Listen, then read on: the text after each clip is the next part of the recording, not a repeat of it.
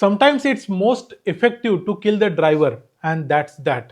म्हणजेच जर तुम्हाला कुठल्या एखाद्या मोठ्या माणसाला मारायचं असेल तर त्याच्या ड्रायव्हरला मारा, असं वाक्य राईज अँड किल फर्स्ट नावाच्या एका मोसादवर असलेल्या पुस्तकामध्ये आहे. या पुस्तकाचा रेफरन्स देत रोहित पवारांनी आज जे एक प्रेझेंटेशन सादर केलं, जे अजितदादांच्या मृत्यूबद्दल अनेक प्रश्न निर्माण केले. यातले अनेक प्रश्न या अगोदर अनेकांनी निर्माण केलेलेच होते. त्याशिवाय रोहित पवारांनी पूर्ण डेटा आपल्याकडे घेतला आणि पूर्ण डेटा घेऊन यामध्ये घातपाताचा संशय व्यक्त केला. त्यांनी अनेक प्रश्न विचारले आणि कोणकोणते प्रश्न विचारले आणि त्याच्याबद्दल कसं त्यांनी VSR एव्हिएशन या कंपनीला, सुमित कपूर या त्या पायलटला आणि याशिवाय ॲरो नावाच्या हँडलरला तिघांना देखील धारेवर धरले. याशिवाय राजकीय मुद्द्यांवर ते बोलले नाहीत, पण रोहित पवारांनी जे मुद्दे मांडले ते अतिशय महत्त्वाचे आहेत. काय काय रोहित पवार बोलले ते आपण आता थोडक्यात बघूया. रोहित पवारांनी पहिला महत्त्वाचा हल्ला केला तो म्हणजे या VSR नावाच्या कंपनीवर. VSR एव्हिएशन ही कंपनी जी विजय कुमार सिंग आणि त्यांचा मुलगा रोहित सिंग हे दोघे चालवतात, या कंपनीबद्दल अनेक प्रश्न रोहित पवारांनी उपस्थित केले. त्यांनी सुरुवातीला सगळ्यात पहिल्यांदा सांगितलं की ज्या पद्धतीनं जो CCTV फुटेज आलाय त्या CCTV फुटेजमध्ये विमान पूर्णपणे एका बाजूला कललेलं दिसतंय आणि त्यावरून हे सिद्ध होतंय की या विमानामध्ये मेंटेनन्सचा काहीतरी सिरियस इश्यू होता आणि या विमानामध्ये अनेक गोष्टी ज्या कुठल्याही विमानामध्ये फॉलो केल्या जाव्यात किंवा स्टँडर्ड ऑपरेटिंग प्रोसिजर असायला पाहिजे, या सगळ्या प्रोसिजर मान्य केलेल्या नव्हत्या किंवा त्याची व्यवस्थितपणे त्या बघितल्या गेलेल्या नव्हत्या. इथं सगळ्यात महत्त्वाची गोष्ट त्यांनी सांगितली की टेक लॉग म्हणजे कधी मेंटेनन्स केला गेला, त्यामध्ये काय काय केलं गेलं याचा रिपोर्ट या कंपनीचा समोर येणं आवश्यक आहे. त्यांनी सांगितलं की बारामतीच्या एअरपोर्टवरती ILS सिस्टीम नव्हती, म्हणजे इन्स्ट्रुमेंट लँडिंग सिस्टीम ज्याला आपण म्हणतो ती नव्हती म्हणून हा अपघात झाला असं सांगण्याचा प्रयत्न जरी ही कंपनी करत असली तरी प्रत्यक्षात बारामती एअरपोर्टवर मागच्या अनेक वर्षांपासून मोठमोठी विमानं उतरतात, पण तरी देखील असा प्रॉब्लेम कधीही आला नव्हता. VSRलाच हा प्रॉब्लेम का आला, यामध्ये VSRचा दुर्लक्ष झालेलं आहे असं त्यांचं म्हणणं होतं. याशिवाय त्यांनी सांगितलं की या अगोदर 2023 साली जो VSRच्या विमानाचा अपघात झालेला होता तो मुंबई विमानतळावर झाला होता आणि मुंबई विमानतळावर तर जगातली अत्याधुनिक ILS सुविधा उपलब्ध असताना देखील मग यांचा अपघात तिथं का झाला, याबद्दलचे प्रश्न त्यांनी उपस्थित केले. त्यानंतर त्यांनी सांगितलं की कोणत्याही विमानामध्ये ज्यावेळेला अशा पद्धतीचा अपघात होतो त्याचा रिपोर्ट समोर यायला पाहिजे, पण या अपघाताचा रिपोर्ट आज देखील आलेला नव्हता. याबद्दल ही जी विमान कंपनी आहे या विमान कंपनीला जगभरात युरोपमध्ये किंवा वेगवेगळ्या देशांमध्ये जो प्रवास करण्यासाठीचा परवाना द्यायला लागतो, हा परवाना दिला गेला नव्हता, म्हणजे रद्द केला होता. तो रद्द करायचं कारणच होतं की या विमानाबद्दलच्या, या कंपनीबद्दलच्या ज्या तक्रारी मागच्या अनेक वर्षांपासून आलेल्या होत्या त्याच्या कारणानं. कारण EASA नावाची जी एक कंपनी आहे, या कंपनीनं, जी आंतरराष्ट्रीय युरोपियन कंपनी आहे, या कंपनीनं या VSR व्हेंचर्सच्या डॉक्युमेंट्स मागवले होते अपघाताची चौकशी करण्यासाठी, जे या कंपनीनं त्यांना प्रोव्हाइड केले नाहीत. त्यामुळे यांच्यावरती युरोपमध्ये प्रवास करण्यावर किंवा तिथं कोणतीही विमानं घेऊन जाण्यावरती बंदी घालण्यात आलेली होती. त्यामुळे अशा अनेक गोष्टी VSR व्हेंचर्सच्या प्रॉब्लेमॅटिक होत्या.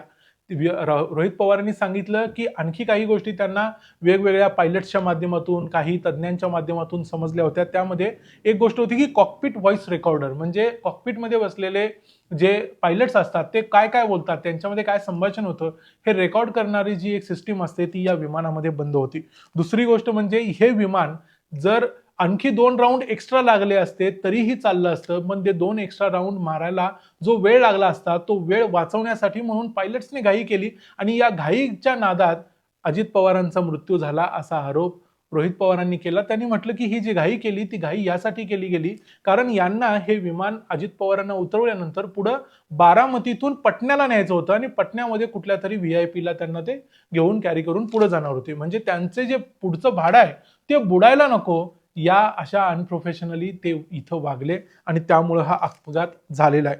या विमानामध्ये स्टॉल वॉर्निंग सिस्टीम होती, म्हणजे विमान अचानक बंद पडलं, अचानकपणे त्याच्यात काही बिघाड झाला जो कंट्रोल करता येत नाही, असं काही जर घडलं तर त्याच्यासाठी सिस्टीम असते ती बंद होती. या विमानाबद्दलची आणखी एक गोष्ट रोहित पवारांनी सांगितली ती म्हणजे विमानामध्ये जे फ्युएल असतं याशिवाय एक्स्ट्रा फ्युएलचे काही टँक, काही कॅन हे पायलट लोक या विमानामध्ये ठेवतात. त्यामुळे काय होतं तर त्यांना इमर्जन्सी कधीही फ्युएल रिफिलिंग करायचं असलं तर त्याचा वापर होतो, पण प्रत्यक्षात DGCAच्या नियमांतर्गत हे पूर्णपणे चुकीचं आहे असं रोहित पवारांनी सांगितलं. रोहित पवारांनी हा विमान अपघात म्हणजे घातपात होता काय असा जो संशय व्यक्त केला, याच्या मागे सगळ्यात महत्त्वाचं कारण आहे की अजितदादा हे विमानानं बारामतीला येणारच नव्हते.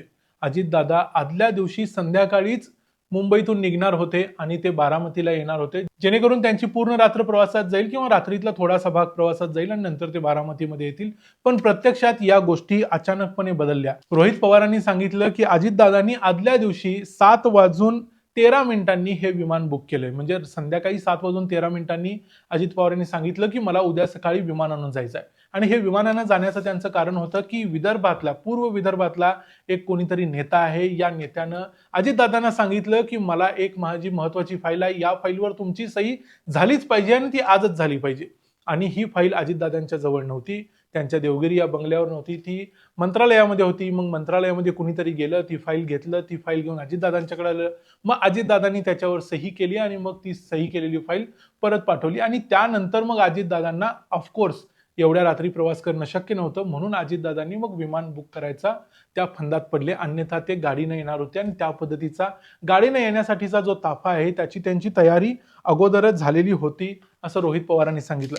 म्हणजे हे सगळं करण्यासाठी त्यांना कुणीतरी अडकवण्याचा प्रयत्न केला का, त्यांना कुणीतरी मुद्दाम थांबवलं का, जेणेकरून ते विमानात जातील, असाही संशय त्यांनी व्यक्त केला. यामध्ये रोहित पवारांनी नाव न घेता एक महत्वाच्या विषयाला स्पर्श केलाय, तो म्हणजे अजितदादांचे राजकीय सल्लागार जे आहेत त्यांना त्यांच्या कामावरून काढून टाकण्याबद्दल अजितदादा विचार करत होते आणि म्हणूनच असं काही घडलं की काय, असा संशय रोहित पवारांनी व्यक्त केलाय. अर्थात आम्हीही, जर रोहित पवारांनी नाव घेतलं नसेल तर आम्हीही घेणार नाही, पण ते नाव कुणाचं आहे आणि ती व्यक्ती कोण आहे हे तुम्हाला सर्वांना माहिती आहे. त्यामुळं रोहित पवारांच्याशी सुद्धा अगोदरच अजितदादा या विषयावर बोललेले होते, असं देखील रोहित पवारांनी सांगितलं. रोहित पवारांनी यामध्ये आणखी एक महत्वाचा आरोप केला, तो म्हणजे पायलट्स बदलण्याबद्दलचा. याबद्दल अनेक व्हिडिओ या अगोदर देखील येऊन गेलेले आहेत की हे विमान जे होतं हे साहिल मदान आणि कॅप्टन यश हे दोघे जण चालवणार होते आणि हे दोघे देखील ट्रॅफिकमध्ये अडकले आणि ते ट्रॅफिकमध्ये अडकल्यामुळे मग अचानक ऐन वेळेला कॅप्टन पाठक आणि कॅप्टन सुमित कपूर या दोघांना बोलवण्यात आलं आणि हे दोघं तिथं उपस्थित झाले. विमान निघायच्या अगोदर 1 तास ते तिथं उपस्थित झालेले होते. त्यांची जी काही प्री फ्लाईट अल्कोहोल टेस्ट वगैरे झाली ती झाली असेल की नसेल असा संशय त्यांनी व्यक्त केला. जर ही कमर्शियल फ्लाईट नसेल तर कदाचित ही टेस्ट सिरियसली झाली नसेल, त्यामुळे कॅप्टन सुमित कपूर त्यात सापडले नसतील असं त्यांचं म्हणणं होतं. ते म्हणाले की कॅप्टन सुमित कपूर या अगोदर 2 वेळा म्हणजे 2010 साली आणि 2017 साली 2 वेळा अशा पद्धतीच्या अल्कोहोल टेस्टमध्ये सापडले होते. त्यांच्यावर 3 वर्षांसाठी निलंबनाची कारवाई करण्यात आली होती. तरी देखील त्यांना ऐन वेळेला या विमानात घालण्यात आलं. खरं तर ते आदल्या दिवशी हाँगकाँगहून भारतात आलेले होते. जर एखादा व्यक्ती हाँगकाँग सारख्या परदेशात गेला तर इंटरनॅशनल फ्लाईटमध्ये बरेच वेळेला दारू प्यायला दिली जाते किंवा ते रात्री आल्यानंतर त्यांनी मद्य घेतलेलं असू शकतं.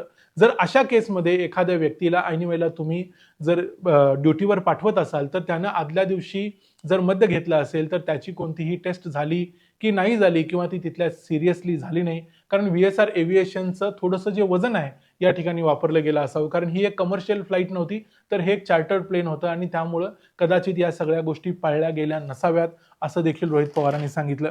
यामध्ये त्यांचे या सुमित कपूर यांच्यावरती अनेक आरोप आहेत, कारण या अगोदर देखील 2 जानेवारीला एक त्यांनी चॅट दाखवला. या चॅटमध्ये देखील VSR एव्हिएशन कंपनीचे जे मालक आहेत जे विजय कुमार सिंग यांनी आरोप केला होता की काही लोक त्यांच्या फ्लाईट कॅन्सल करावे लागतात जे काही लोक दारू पितात म्हणून, आणि यामध्ये त्यांनी या सुमित कपूरला देखील झापलेलं होतं असं या चॅटमध्ये दिसतंय. म्हणजे थोडक्यात सुमित कपूर हा व्यक्ती वारंवार दारू पित होता, मद्य घेत होता आणि कदाचित ऐन वेळेला त्या व्यक्तीला तिथं आणल्यामुळेच हा सगळा फटका बसला असावा. जो काही त्रास झाला तो कदाचित त्याच्यामुळेच झाला असावा असं रोहित पवारांचं म्हणणं आहे. आणि यामध्ये भरपूर डाऊट घ्यायला जागा आहे, कारण या सुमित कपूरांचं जे वागणं आहे किंवा त्यांनी जे काही केलं या विमानात आल्यानंतर किंवा त्यानंतरच्या अनेक गोष्टी किंवा शेवटचं कॉकपिटमध्ये जे शांभवी पाठक यांचे शब्द होते, हे शब्द या सुमित कपूर यांच्या तोंडातून का निघाले नाहीत असा प्रश्न देखील त्यांनी उपस्थित केला. रोहित पवारांनी आणखी एक महत्वाचा प्रश्न उपस्थित केला, तो म्हणजे ट्रान्सपॉन्डर डेटा. आपल्या सर्वांना माहिती आहे की आता सध्या जगभरात कुठं कुठं कोणकोणती विमानं उडत आहेत ते आपल्याला फ्लाईट रडार 24 या वेबसाईटवर किंवा त्यांच्या ॲपमध्ये समजतात. रोहित पवारांनी सांगितलं की या विमानाचा ट्रान्सपॉन्डर डेटा त्यांनी ॲक्सेस केला आहे आणि त्यामध्ये त्यांना पूर्णपणे सगळा डेटा मिळाला आहे, पण शेवटच्या 1 मिनिटाचा डेटा त्यांना मिळाला नाही. मग ह्या शेवटच्या 1 मिनिटामध्ये हा ट्रान्सपॉन्डर मुद्दाम बंद केला होता का? कारण अशा पद्धतीनं ट्रान्सपॉन्डर बंद अजिबात आपोआप होत नाही. त्यामुळं हा शेवटच्या 1 मिनिटात सगळ्या घडामोडी घडलेल्या आहेत. शेवटच्या 10 सेकंदात 15 सेकंदात सगळं काही होत्याचं नव्हतं झालंय असं त्यांचं म्हणणं आहे. आणि हा जो ट्रान्सपॉन्डर डेटा किंवा जो काही डेटा विमानाच्या अपघाताबद्दलचा ट्रान्स्क्रिप्ट प्रमाणे मिळतोय, जो काही डेटा DGCAनं दिलाय किंवा PIBनं रिलीज केलाय, या सगळ्या डेटामध्ये थोडी थोडी तफावत आहे असं त्यांनी सांगितलं. इथं आणखी एक महत्वाची त्यांनी गोष्ट सांगितली की या बारामती एअरपोर्टवरती रनवे 29 आणि रनवे 11 असे 2 रनवे आहेत, म्हणजे 2 बाजूंनी 2 रनवे आहेत. या दोन्ही रनवे बद्दल त्यांनी सांगितलं, जर हे विमान 29 रनवेला उतरलं असतं तर त्याला सूर्याच्या दिशेला त्याचं तोंड राहिलं नसतं, त्यामुळे हे विमान व्यवस्थितपणे लँड झालं असतं.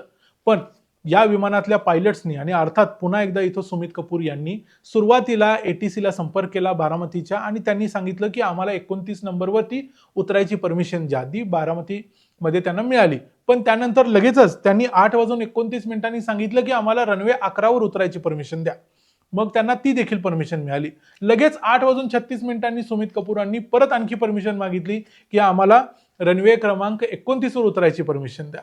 आणि परत 8:40 आणखी त्यांनी परमिशन मागितली की आम्हाला रनवे 11 वरती उतरायची परमिशन द्या. म्हणजे 2 वेळा ज्यांनी परमिशन मागितली, 2 वेळा परमिशन चेंज करून घेतली. हे सगळं का केलं गेलं? सुमित कपूर कुठल्या प्रेशरमध्ये होते का? त्यांनी हे सगळं मुद्दाम घडवून आणलं का? त्यांच्यावर कुठलं इतर कुणाचं प्रेशर होतं का? म्हणजे हा घातपाताचा जर विषय असेल तर त्यामध्ये कुठलं एक्सटर्नल प्रेशर होतं का? किंवा त्यांचं वैयक्तिक काही कारणास्तव त्यांच्यावरती प्रेशर होतं का? जेणेकरून त्यांनी एक प्रकारचा हा सुसाईड करायचा प्रयत्न केला, ज्यामध्ये त्यांनी इतर 4 लोकांचा देखील जीव घेतला. रोहित पवारांनी आणखी एक महत्त्वाचा मुद्दा उपस्थित केला, तो म्हणजे व्हिजिबिलिटीचा. आणि जे काही या विमान कंपनीचे मालक आहेत त्यांनी देखील विजयकुमार सिंगांनी सांगितलं की व्हिजिबिलिटीचा प्रॉब्लेम असू शकतो, म्हणून हे विमान जे काही झालं त्याच्या विमानाबरोबर झालं. पण प्रत्यक्षात जर इथं बघितलं तर या व्हिजिबिलिटी बद्दल त्यांनी सांगितलं की DGCAच्या नियमानुसार 5 किलोमीटरची जर व्हिजिबिलिटी असेल तरच विमान टेक ऑफ करता येतं आणि तरच लँड करता येतं. म्हणजे विमानाला 5 किलोमीटरची जी व्हिजिबिलिटी आहे ती कंपल्सरी असताना देखील आणि बारामती एअरपोर्टवरती 3 किलोमीटरचीच फक्त व्हिजिबिलिटी होती, तरी देखील हे विमान लँड करण्याचा प्रयत्न केला गेला. म्हणजेच व्हिजिबिलिटी क्लिअर नव्हती तरीही हे विमान लँड करायचा प्रयत्न झाला. इथं महत्वाची गोष्ट ही आहे की व्हिजिबिलिटीचा क्लिअरन्स त्यांना कोणी दिला? तर सगळ्यात पहिल्यांदा सकाळी 7:10 ही जी एरो नावाची कंपनी आहे, जी कंपनी हे सगळं हँडल करायचं काम करते, म्हणजे विमानाचे ऑपरेशन्स, या एरो नावाच्या कंपनीनं सांगितलं की सकाळी 7:10 व्हिजिबिलिटी क्लिअर आहे. त्यांनी सांगितलं मुंबईमध्ये पण व्हिजिबिलिटी क्लिअर आहे, बारामतीमध्ये पण क्लिअर आहे. दोन्ही ठिकाणी जर सकाळी 7 वाजता व्हिजिबिलिटी क्लिअर होती, तर सकाळी 8:45 जेव्हा अजित पवारांचं विमान पडलं त्यावेळी मग व्हिजिबिलिटी क्लिअर का नव्हती, असा प्रश्न रोहित पवारांनी विचारला, जो अतिशय व्यवस्थित आणि बरोबर प्रश्न आहे. कारण काय, जर सकाळी 7 वाजता धुकं होतं तर ते सकाळी 9 वाजता त्याच्यापेक्षा कमी झालेलं असायला पाहिजे. पण इथं एरो नावाच्या कंपनीने सांगितलं सकाळी 7:10 व्हिजिबिलिटी क्लिअर आहे, म्हणजे धुकं नाही आहे. तर सकाळी 9 वाजता तर अजून कमी असायला पाहिजे. पण प्रत्यक्षात बारामतीमध्ये मात्र त्यापेक्षा जास्त म्हणजे धुकं होतं आणि त्यामुळे तिथं व्हिजिबिलिटी आणखी कमी होती. म्हणजे काही कारण असताना फक्त घाईघाईमध्ये विमान उडवून एक टास्क कंप्लीट करायचा या उद्देशानं दुर्लक्ष केलं गेलं, आपल्या कामाच्या बाबतीत हेळसांडपणा केला गेला आणि हे विमान उडायला परमिशन दिली गेली आणि त्यामधून हा अपघात झाला, असं रोहित पवारांनी सांगितलं. यामध्ये एक महत्त्वाची गोष्ट आहे ती म्हणजे ब्लॅक बॉक्स जो मिळाला आहे, त्या ब्लॅक बॉक्समधून सर्व डेटा मिळेल. शेवटच्या वेळेला दोन्ही पायलटचं काय बोलणं झालं, दोघांच्या मध्ये काय कॉन्व्हर्सेशन्समध्ये कोणकोणत्या गोष्टी केल्या गेल्या, काय काय त्यांनी करायचा प्रयत्न केला, विमान वाचवायचा प्रयत्न केला, कसा केला, या सगळ्या गोष्टी समोर यायला पाहिजेत असं त्यांनी सांगितलं. कारण त्यांनी म्हटलं की शांभवी पाठक ज्या तिथं को पायलट होत्या त्यांनी विमान अगदी शेवटच्या काठावर आलेलं असताना 8:44 आणि 13 सेकंदांनी त्यांच्या तोंडातून ओ शिट असं वाक्य त्या बोलल्या. म्हणजे जे एक ह्युमन रिॲक्शन असू शकते की ऐन वेळेला ज्या वेळेला आपल्याकडून सिच्युएशन आउट ऑफ कंट्रोल जाते त्यावेळेला माणूस असं काहीतरी बोलतो, जे अगदी बरोबर आहे. पण प्रत्यक्षात ही गोष्ट सुमित कपूर देखील बोलू शकले असते. मग सुमित कपूर यावेळेला काहीच काय बोलले नाहीत की सुमित कपूर यांना हे सगळं एक्सपेक्टेड होतं, सुमित कपूर यांना हे सगळं घडवूनच आणायचं होतं.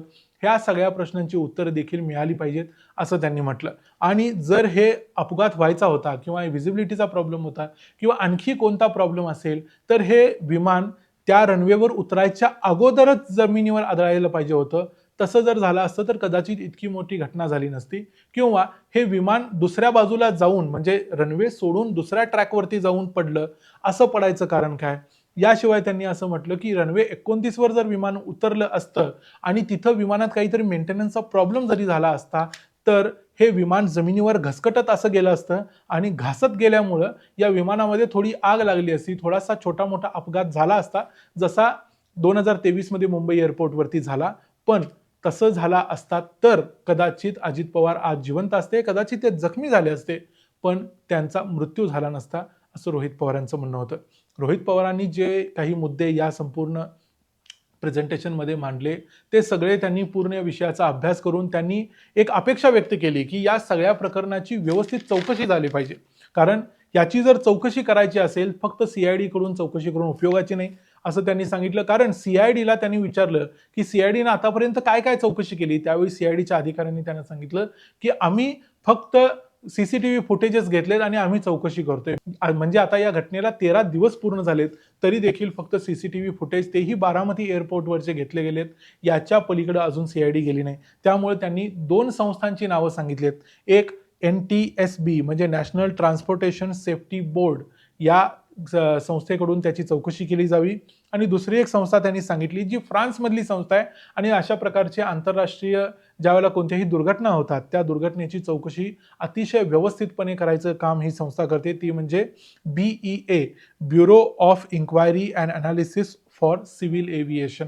ही फ्रान्समधली संस्था आहे आणि या संस्थेकडून ही जर चौकशी झाली तर चांगली चौकशी होऊ शकते, त्यामध्ये सर्व गोष्टींचा व्यवस्थित अभ्यास होऊ शकतो आणि त्या समोर येऊ शकतात. अन्यथा काय केलं जाईल, फक्त जे काही आतापर्यंतच्या DGCAनं सांगितलंय किंवा जे काही VSR कंपनीने सांगितलंय त्यांचे काही जबान्या नोंदल्या जातील आणि हा मामला सगळा रफादफा केला जाईल. हे करणं अत्यंत धोक्याचं आहे, कारण महाराष्ट्रातले अनेक महत्त्वाचे नेते मंत्री वेगवेगळ्या चार्टर्ड प्लेननं विमानानं जात असतात, येत असतात, त्यांचा प्रवास चालू असतो. भारतातले अनेक महत्त्वाचे नेते जात असतात. या सगळ्यांच्या आयुष्याला धोका निर्माण होईल आणि त्यामुळं अनेक लोकांच्या जीवनावर त्याचा प्रभाव पडेल, अशी गोष्ट व्हायला नको, असं रोहित पवारांनी सांगितलं. या सगळ्या मुद्द्यांच्या पैकी तुम्हाला कोणते मुद्दे योग्य वाटले, कोणते मुद्दे तुम्हाला पटले, हे आम्हाला कमेंट्समध्ये सांगा. अजित पवारांचा मृत्यू हा घातपात होता का, याबद्दल तुम्हाला काय वाटतं ते आम्हाला कमेंट्समध्ये जरूर सांगा. व्हिडिओ आवडला असेल तर व्हिडिओला लाईक करा, चॅनलला सबस्क्राईब करा. पुन्हा भेटू पुढच्या व्हिडिओमध्ये. तोपर्यंत पाहत राहा द मराठी बाणा. जय हिंद, जय महाराष्ट्र.